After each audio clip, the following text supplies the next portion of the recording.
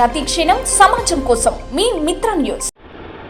పాలమూరు చరిత్రలో సుదీర్ఘ కాలం తర్వాత ప్రెస్ క్లబ్ ఎన్నికలు త్వరలో అంటే మరి 24 గంటల్లో నిర్వహించబోతున్నారు.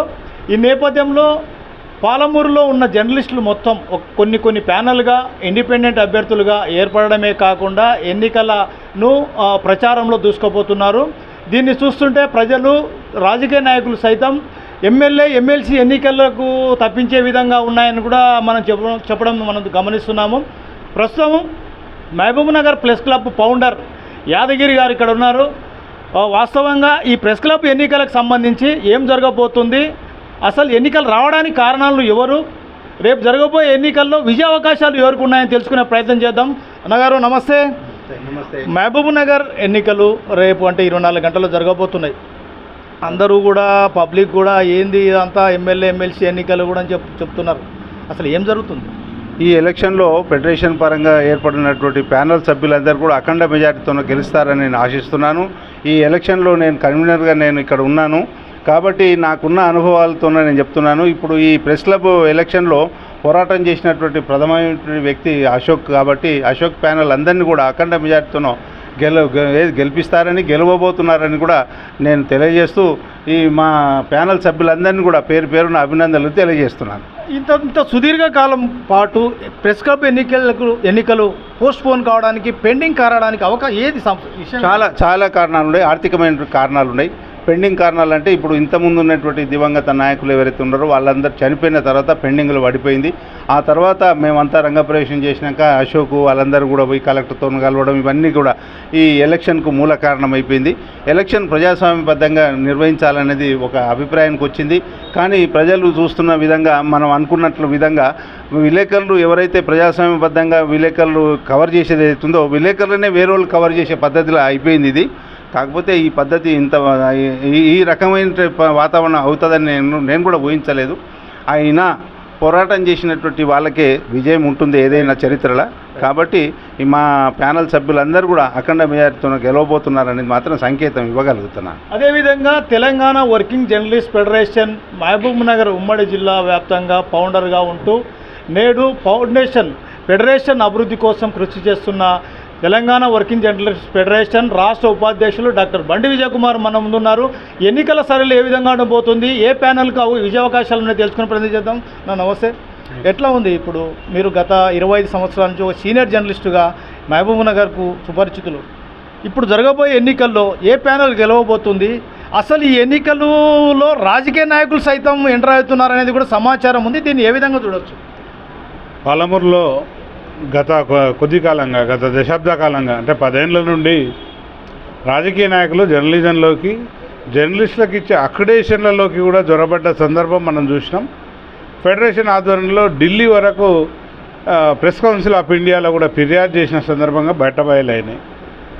ప్రెస్ క్లబ్ అనేది చిన్న అంశం, అది పరిమితితో కూడిన ఎన్నికలు. కానీ దానితో పాటు మీడియాను శాసించి మీడియా ద్వారా లబ్ధి పొందిన కొందరు వ్యక్తులు, శక్తులు, ప్రధాన పత్రికలు, ఛానళ్ళలో పేరిట వాటికి ఉన్న క్రెడిబిలిటీని అడ్డం పెట్టుకొని రాజకీయ నాయకులతో పాలకుల పల్లకీలు మోస్తూ దాని ద్వారా లబ్ధి పొందిన వాళ్ళంతా ఏంటంటే అధికారం మాకే ఉండాలి, ప్రెస్ క్లబ్ అయినా సరే, యూనియన్ అయినా సరే, లేకపోతే ఎమ్మెల్యే, ఎంపీ మమ్మల్నే గుర్తించాలి అనే ఉద్దేశంతో ఈ ఎన్నికలను, మామూలు ఎన్నికలు 252 మంది సభ్యులున్న ఎన్నిక, కానీ దాన్ని లక్షల కొలది రూపాయలు ఖర్చు పెడుతూ ఆధిపత్యం పోకూడదు అనే ఒక ఉద్దేశంతో దీన్ని ఇంతగా చేస్తున్నారు. అయితే ఫెడరేషన్ ఫౌండర్గా ఫెడరేషన్ అభ్యర్థులు ఘన విజయం సాధిస్తారు. ఎందుకంటే ఇది ఫెడరేషన్ కృషి. ప్రెస్ క్లబ్ ఎన్నికలు జరుగుతున్నాయంటే ఫెడరేషన్ కృషి. కాబట్టి ఇక్కడున్న జర్నలిస్టులందరికీ తెలుసు, ఓట్లు వేస్తారని నమ్మకం ఉంది. ఫెడరేషన్ నాయకులే అఖండ మెజారిటీతో గెలుస్తారని నమ్మకం ఉంది. అదేవిధంగా తెలంగాణ వర్కింగ్ జర్నలిస్ట్ ఫెడరేషన్ ఆ ప్యానల్ కింద జిల్లా ప్రెస్ క్లబ్ అధ్యక్షునిగా ఎన్నికల బరిలో ఉన్న వాకిట అశోక్ కుమార్ మన ముందున్నారు. ఈ ఎలక్షన్ సంబంధించి గెలుపు ఓటములకు సంబంధించిన మరిన్ని విషయాలు తెలుసుకునే ప్రయత్నిద్దాం. అన్న చెప్పండి, ఇప్పుడు మీరు ఫెడరేషన్ తరఫున ఎన్నికల్లో నిలబడుతున్నారు, మీకు గెలుపు అవకాశాలు ఉన్నాయని మీరు భావిస్తున్నారా? అవును, మేము ఎందుకంటే పోరాటం చేసినాం. ఈరోజు మీరు బాగా గమనించండి, జర్నలిస్ట్ మిత్రులు విఘ్నులు చాలామంది విఘ్నులు ఉన్నారు. జర్నలిస్టులకు ఏ సమస్య వచ్చినా ఫెడరేషన్ తరఫున మేము మా నాయకులు ముందు నుండి ఈవెన్ అక్రిడేషన్ కార్డు నుంచి, హెల్త్ కార్డుల నుంచి, బస్ పాస్ల నుంచి, రైల్వే పాస్ల నుంచి మొదలుకుంటే ఏ విషయమైనా, ఏ అధికారినైనా, ఏ ఎమ్మెల్యేనైనా, ఏ నాయకుని కలవాలన్నా ఫెడరేషన్తోనే సాధ్యమైంది. ఇతర సంఘాలు ఉన్నాయి, పేరుకే ఉన్నాయి, కానీ జర్నలిస్టుల పక్షాన పోరాడింది లేదు. వాళ్ళు చేసిన ఘనకార్యాలు లేవు. ఒక్కటి ఉంటే తెలపమని చెప్తున్నా. వీళ్ళు ఏదైనా ప్రధాన పత్రికలు, ప్రధాన ఛానళ్ళు అని చెప్పుకుంటారు, కానీ ఏ అధికారితోనా ఇతర జర్నలిస్టులకు వాళ్ళ సంక్షేమం కొరకు ఇప్పించింది లేదు, చేసింది లేదు. వాళ్ళు లబ్ధి పొందినరు. ఎన్ని రోజులు ఉన్నా, ఎక్కడ ఉన్నా, ఏ ప్రభుత్వం ఉన్నా మేమే ప్రధాన పత్రికలు, మేమే ప్రధాన ఛానళ్ళు అని. ఇప్పుడు మీరు ప్రెస్ క్లబ్ ఎన్నికలు గెలిస్తే జర్నలిస్టులకు ఏం హామీ ఇస్తారు మీరు? మేము ప్రెస్ క్లబ్ను డెమోక్రసీ వేలో ఎన్నికలు జరపాలని కొట్లాడినాం. 20 ఏళ్ళు ఒక సంఘం నాయకులు కబంధ హస్తాల్లో పెట్టుకొని సభ్యత్వాలు కూడా ఇవ్వలేని పరిస్థితిలో ఈరోజు ప్రెస్ క్లబ్ ఉండింది.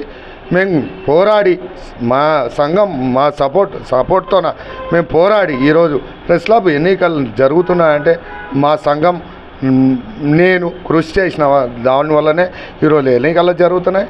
ఈ ఎన్నికల ద్వారా జర్నలిస్ట్ మిత్రులకు ప్రెస్ క్లబ్ను అంకితం చేయాలనుకుంటున్నా. నేను అందరు వాడిని జర్నలిస్టులకు ఏ సమస్య వచ్చినా ముందుండి పోరాటం చేస్తానంటున్నా. ఇంకా ఇతర సంఘాల అలాగా నేను పోను. ప్రతి సమస్య కూడా నేను ముందుండి పోరాటం చేస్తానని మాట ఇస్తున్నా. ఇంకోటి, ఈరోజు జర్నలిస్టులకు డబుల్ బెడ్రూమ్ ఇండ్లు ఇచ్చి దానికి లింక్ పెట్టి చాలామంది కొట్లాట పెడుతున్నారు. నిజంగా కూడా చాలామంది బీద వాళ్ళు ఉన్నారు. జర్నలిస్టులు వేలకు జీతాలు తీసుకుంటూ బిలో పావర్టీ లైన్ కింద ఇండ్లు తీసుకున్నారు. ప్రభుత్వం ఇచ్చిన స్థలం కన్నా డబల్ ఎంక్రోచ్మెంట్ అయ్యి మీరు ఏం చేస్తారు? ఇప్పుడు డబల్ బెడ్రూమ్ల మీద ఇష్యూ గతంలో కూడా విపరీతంగా అనర్హులకు ఇవ్వడం ఒకటి, తర్వాత వాస్తవంగా కూడా కొంతమంది సీనియర్లకు కూడా ప్రాతినిధ్యం ఇవ్వలేదు, గుర్తించలేదు అనేది కూడా దాన్ని మీరు ఏ విధంగా చేస్తారు? మేము పోరాటం చేయబోతున్నాం. ప్రెస్ క్లబ్ ఎన్నికల అనంతరం మేము రిలే దీక్షలు చేస్తాం, ప్రభుత్వం మీద ఒత్తిడి తెస్తాం, ఇల్లు ఎంక్వైరీ చేపిస్తాం. నిజంగా బిలో పవర్టీ లైన్ ఉన్నారా, వీళ్ళ ఆస్తులు ఎంత, వీళ్ళ కార్లు ఉన్నాయా, బంగ్లాలు ఉన్నాయా, ఏ కోణంలో ఇచ్చారు, ఎంత స్థలం ఇచ్చారు, వీళ్ళకి ఎక్కడి నుంచి ఇచ్చారు, మళ్ళీ వాళ్ళనే గుర్తిస్తే మిగతా జర్నలిస్టులను వేలకు జీతాలు తీసుకుంటున్నారు, వాళ్ళకి ఇస్తున్నారు. అద్దె ఇంట్లో జీవనం కొనసాగిస్తున్న వాళ్ళను మర్చారు. గత నాయకులు, పాలకులు ఎవరైతే వాళ్ళకి డబ్బా కొట్టినరో, వాళ్ళకి ఒత్తాసు పలికినరో వాళ్ళకే ఇండ్లు ఇచ్చిండ్రని భావిస్తున్నాం. ప్రస్తుతము సర్వే నెంబర్ 25లో ఇప్పుడు వచ్చిన వాళ్ళతో పాటు మీకు కూడా ప్లాట్ ఉంది. మీరు ప్లాట్ వదులుకుని ఫైట్ చేయగలుగుతారా? నేను రెడీ. నేను ఇదే అడుగుతున్నా. ఈరోజు ప్రెస్ క్లబ్ ఎన్నికల్లో జర్నలిస్టు మిత్రులు చాలామంది ఇండిపెండెంట్ ప్యానల్, ఐజేవి ప్యానల్ అని నిలబడుతున్నారు. నేను డైరెక్ట్ చెప్తున్నా, నేను మీడియా పరంగా చెప్తున్నా, నా ప్లాట్ వదులుకోనికే రెడీ. మీకు దమ్ముంటే మీరు రండి, ముందర రండి, మా ప్లాట్ వదులుకొనైనా మేము అందరు జర్నలిస్టులకు ఇండ్లు వచ్చిన తర్వాతనే తీసుకుంటామనే దమ్మున జర్నలిస్టు ముందుకు వచ్చి జర్నలిస్టుల ఓట్లు అడగాలని నేను ఈరోజు గట్టిగా ప్రశ్నిస్తున్నా. మేము రెడీ. మేము అందరు జర్నలిస్టులకు ఇండ్లు వచ్చిన తర్వాతనే మా ప్లాట్ కానీ మా ఇల్లు కానీ లబ్ధి పొందే ప్రయత్నం చేస్తాం, కానీ అందరికీ రాకుండా మేము దాన్ని సుఖపడలేము. అది మంచిది కాదు. ప్రజాస్వామ్యంలో ప్రజాస్వామ్యబద్ధంగా ఫస్ట్ చిన్న స్థాయి నుంచి రావాలి. ఇండ్లు లేని వాళ్ళు అద్దె ఇంట్లో ఉండి కిరాయి కట్టలేని పరిస్థితిలో ఉన్నారు. జీతాలు లేవు, లైన్ అకౌంట్ లేదు. ఈరోజు జర్నలిజాన్ని విలువలను తీస్తున్నారు. పెద్ద పత్రికలు, పెద్ద ఛానళ్ళని కింద స్థాయి పనిచేసే సిబ్బందిని, సబ్ ఎడిటర్లను ప్రెషర్ పెట్టి 250 కోట్ల కోసం 2 లక్షలు ఖర్చు పెట్టి ఓటుకు నోటు. నువ్వు ప్రజాస్వామ్యంలో నువ్వు ఓటుకు నోటు ప్రశ్నించే నాయకుడు జర్నలిస్టు. నువ్వు నాయకుడు తప్పు చేస్తే ఓటుకు నోటు ఎట్లా ఇస్తావు, ఎందుకు ఇస్తున్నావు పైసలు, నువ్వు ఓట్లు ఎందుకు కొంటున్నావు అని నువ్వు వార్తలు రాస్తావు. మరి ఈరోజు నువ్వేం చేస్తున్నావు అంటే నీ వరకు వచ్చే వరకు దాన్ని తప్పు కాదని చెప్తావా సమాజానికి? వీళ్ళు సమాజం కూడా గమనించాలి. వీళ్ళు జర్నలిస్టులు, వీళ్ళు ప్రజాధనాన్ని దుర్వినియోగం చేస్తున్నారు. వీళ్ళ పైసలు ఎక్కడి నుంచి వస్తున్నాయి, ఎవరు ఇస్తున్నారో. ఇంత పెద్ద ఎత్తున ఓ సర్పంచ్ ఎన్నికలు, కార్పొరేషన్ ఎన్నికలు, ఎమ్మెల్యే ఎంపీ ఎన్నికలు, ఎమ్మెల్సీ ఎన్నికలను తలపిస్తున్నాయి. ఈరోజు పాలమూరు ప్రెస్ క్లబ్ ఎన్నికలు ఇంత విడ్డూరం. ప్రజలందరూ ముక్కున వేలేసుకుంటున్నారు. ఇంత లక్షలు ఖర్చు పెట్టి ఇంత ఏముంది దాంట్లో? చివరిగా జర్నలిస్టుకు మీరు చెప్పేది ఏంది? జర్నలిస్టులు అందరూ విజ్ఞతతో ఆలోచన చేయాలి. ఫెడరేషన్ తరఫున జర్నలిస్టుకి ఏ సమస్య వచ్చినా, ఇదేని కాదు, ఏ సమస్య వచ్చినా ఫెడరేషన్ తరఫున మేము ముందుంటాం. ఏ సమస్య అయినా మేము ముందుండి పోరాడతాం. మీరు బాగా గమనించండి, ఏ సంఘం నాయకుడైనా జర్నలిస్టుల సంక్షేమం కోసం ఒక్క పని చేసి ఉంటే చెప్పండి, నేను ఇక్కడ డ్రాప్ అయిపోతా. ఈరోజు వాళ్ళు లీగల్గా దొరికిండ్రు. ఎక్సైజ్ ఆఫీస్కు 8,000 రూపాయలు మందు తాగనీకే, మద్యం తాగనీకే, ఫంక్షన్ హాల్లో దావత్ ఏర్పాటు చేయనీకే కట్టిండ్రు. ఎన్నికల అధికారి దృష్టికి తీసుకుపోతాం, వాళ్ళ మీద డిస్క్వాలిఫై చేయాలని మేము కోరుతాం. ప్రలోభాలకు గురి చేసినట్లు మాకు సాక్ష్యాలు దొరికినాయి. వీళ్ళు విందులు వినోదాల అంటే జర్నలిస్టుల సంక్షేమం ఏడ చేస్తారు. వీళ్ళు విందులు వినోదాల మీదే ఉన్నారు. టూర్లు రిసార్ట్లు ప్లాన్ చేస్తున్నారు. అంటే దాన్ని అడ్డం పెట్టుకొని, పదవిని అడ్డం పెట్టుకొని మా జర్నలిస్టుల డబుల్ బెడ్రూమ్ ఇండ్లు అన్యాక్రాంతంగా పొందిన ఎక్కడ పోవు అనే ఒక నానుడిని ప్రచారం చేసే ఇది చేస్తున్నారు. మేము దాన్ని ఖండిస్తూ ఉన్నాం.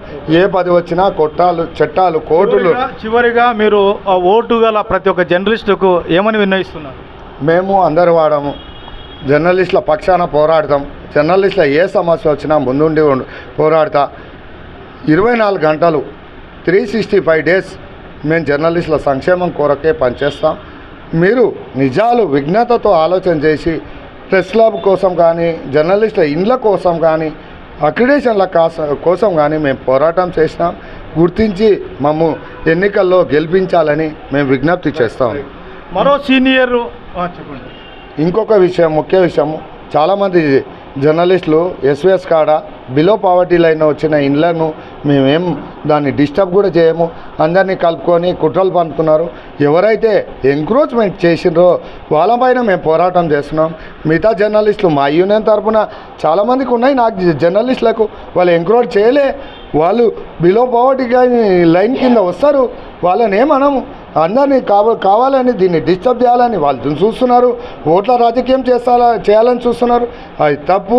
మేము పత్రిక యాజమాన్యాలు, ప్రధాన పత్రికలు, ప్రధాన ఛానళ్ళ పేరు మీద దోపిడీ చేస్తున్నారు. యాజమాన్యాలకు ఫిర్యాదు చేయబోతున్నాం. ప్రజాస్వామ్యంలో తెలుసుకోబోతున్నాం. మరో సీనియర్ జర్నలిస్టు, మహిళా జర్నలిస్టు సాజిదా సికందర్ మన ముందున్నారు. వారిని మరిన్ని విషయాలు అడిగి తెలుసుకుందాము. చెప్పండి మేడం, ఇప్పుడు చాలా రసవత్తంగా అంటే ఒక రాజకీయ నాయకుల ఎలక్షన్స్ ఎమ్మెల్యే జరుగుతుంది. దీన్ని ఏ విధంగా చూడవచ్చు? నమస్సుమాంజల్ అండి. అసలు పాలమూరు గడ్డ అంటేనే ఇది హక్కుల గడ్డ. ఇక్కడ ప్రజాస్వామ్యం బతికిందంటే పాత్రికేయుల నుంచి అండగా ప్రజల సమస్యలు పరిష్కారం అవుతుంది. ఎప్పుడు పాలమూరు ప్రజలు కానీ పాత్రికేయులు కానీ హక్కుల పోరాటంలో ఉంటారు. అసలు పాత్రికేయ రంగంలో సంఘాలు ఉన్నాయా? ఉంటే అవి ఎందుకు పనిచేస్తున్నాయి? ఎలా పనిచేస్తున్నాయి? మళ్ళీ ప్రెస్ క్లబ్కి 20 సంవత్సరాల నుంచి ఎన్నికలు ఎందుకు జరగలేదు? మరి తెలంగాణ ఉద్యమం స్టార్ట్ అయినప్పటి నుంచి నేను ఉద్యమంలో బతికే ఉన్నా, ఇప్పుడు వరకు కూడా నేను బతికే ఉన్నా. మరి సంఘం నుంచి మరి అవార్డులు అందుకున్నారు. మరి సంఘం నాయకులకు తెలంగాణ ఉద్యమ నాయకురాలు ఏకైక మహిళా జర్నలిస్ట్ సాజిదా సికందర్ గుర్తు రాలేదా? కనపడలేదా? ఇంకా చచ్చిపోలేం, బతికే ఉన్నాం. ఉద్యమం జీవితాలను త్యాగం చేసినాం.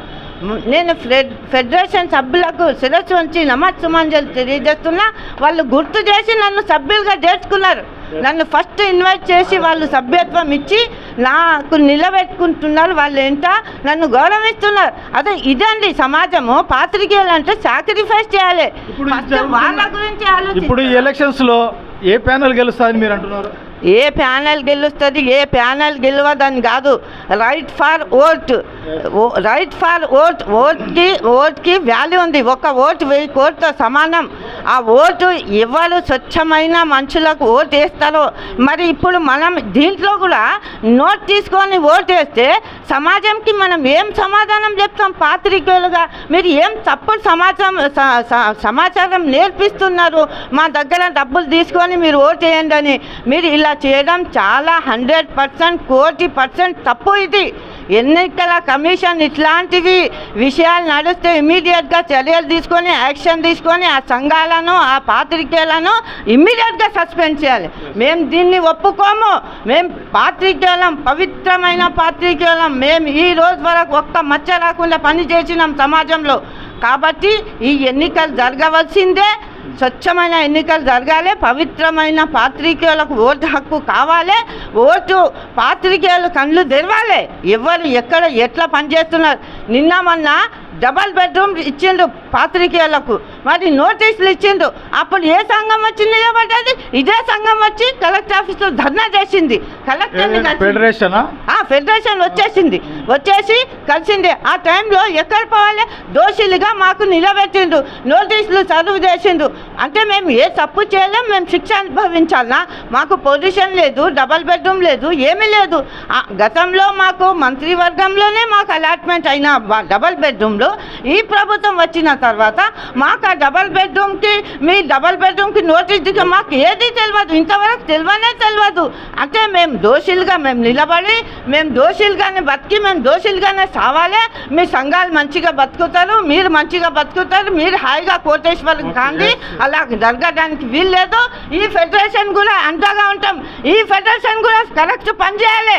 మేము ఉద్యమ నాయకులుగా ఎంత ఉండి ఫెడరేషన్తో ముందుకు నడుస్తాము, మరి ప్రభుత్వం దృష్టికి తీసుకెళ్తాము. ఓటు హక్కు పాత్రికేయులను మరి హక్కులుగా మరి ఓటు హక్కు ఏపిస్తాము, గెలిపించి తీస్తాం. జో జీతా వై Sikandar. My name is Sajida Sikandar. మరో సీనియర్ జర్నలిస్టు అన్న మన దగ్గర ఉన్నారు, మాట్లాడే ప్రయత్నిద్దాం. రండి.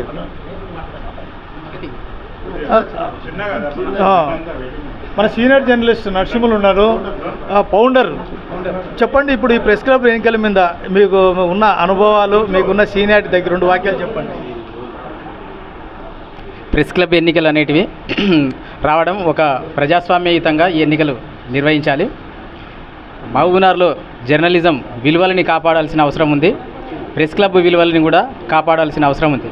ఎవరైతే జర్నలిస్టులు డబల్ బెడ్రూమ్ల కొరకు, ఇళ్ల స్థలాల కొరకు తమ గొంతెత్తి నినదించి అడుగుతున్నారో వాళ్ళందరికీ కూడా ఈ ఫెడరేషన్ మద్దతుగా నిలబడుతుంది. వారి హక్కుల కొరకు ఎంతవరకైనా తెగించి పోరాడుతుంది.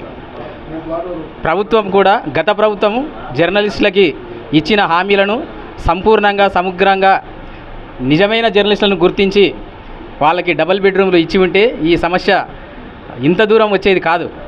అట్లాగే ఈ ప్రభుత్వం కూడా ఉద్యమ జర్నలిస్టులకు, ఉద్యమ కాలంలో పనిచేసిన ప్రతి జర్నలిస్టును గుర్తించి 250 గజాల స్థలం ఇస్తామని తన ఎన్నికల మేనిఫెస్టో ప్రకటించింది. ఆ విషయాన్ని ఈ కాంగ్రెస్ ప్రభుత్వం పక్కకి తోసి చాటలో తవుడు పోసి, ఇప్పుడు ఏదైతే తెలంగాణ ఉద్యమకారులు ఉన్నారో ఆ ఉద్యమకారులకు తప్పకుండా 200 గజాల ల్యాండ్ ఇస్తామని కూడా ఎమ్మెల్యే ఎన్ఎం వారు చెప్పడం జరిగింది.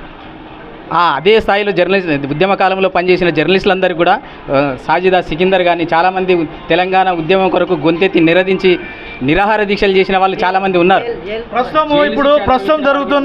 ప్రస్తుతం ఉన్న హాట్ టాపిక్గా ఉన్న ప్రెస్ క్లబ్ల ఎన్నికల్లో ఏ ప్యానెల్ ఎప్పుడు ఏం జరగవచ్చు? ఖచ్చితంగా ఫెడరేషన్ ప్యానెల్ అనేది ప్రెస్ క్లబ్ మీద జెండా ఎగరేస్తుందని మేము విశ్వాసం వ్యక్తం చేస్తున్నాము. జర్నలిస్టులైన ఓటర్ల తీర్పు ఎట్లా ఉంటుందో మరో 24 గంటల్లో తేలనుంది.